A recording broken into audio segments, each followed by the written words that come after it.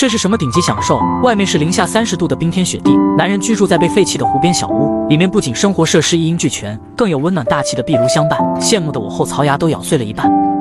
身为快要200万粉丝的野生博主，解说过无数野外建造的强者，然而今天给大家推荐的这位，在野外露营绝对是顶级的存在，他就是本期的主人公大壮。这些都是他之前走过的路，以及亲手建造的家园。然而身为一个极地旅行者，他永远都定不下来前进的步伐。只不过今天有点迷失在冰冻的荒野中，此时外面的温度已经零下25度，整个湖面也已经彻底上冻。不过大壮依然迈着矫健的步伐，在冰原上艰难前行着。好在功夫不负有心人，没走多远，他发现前面有一排排渔船，看样子这里应该是夏天捕鱼的地方。不过现在已经被废弃了，正好前面不远处的小房子，今天就可以在此入住了。这么精彩的剧情，当然要配一些炸鸡跟薯条，边吃边看。最近我发现闲鱼有很多的省钱神券，我就经常上闲鱼抢麦当劳低价套餐，点击左下角上闲鱼搜省钱神券，每周还能0元抽奖，免费的麦当劳真香。尽管内部比较简陋了一些，但能在冰原上有个落脚的地方还是相当不错。既然打算在这里居住，不管这里的主人什么时候回来，身为客人当然要给重新打扫一番。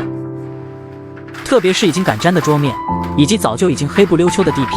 不得不说身为极地流浪者，大壮还是非常讲究的，时时刻刻在自己的能力范围内，让周边的环境看着更干净。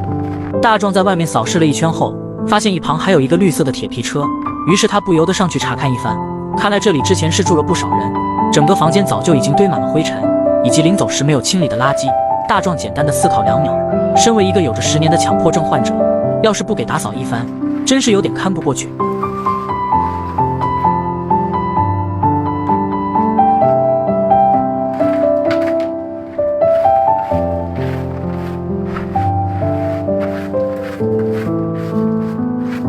看着外面的天色慢慢黑了下来，待得把内部清理干净以后，爱干净的他顺带着把外面的垃圾都收集在一起。看着夜晚的冰原上温度越来越低，大壮也是赶忙的拾来一些木材，老样子先点燃干柴烈火。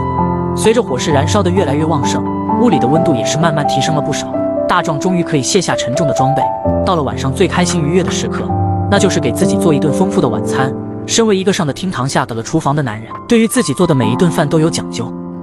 这里没有城市的喧嚣，只有偶尔的风声和自己的呼吸声，在大自然的衬托下，独享着一份安静祥和。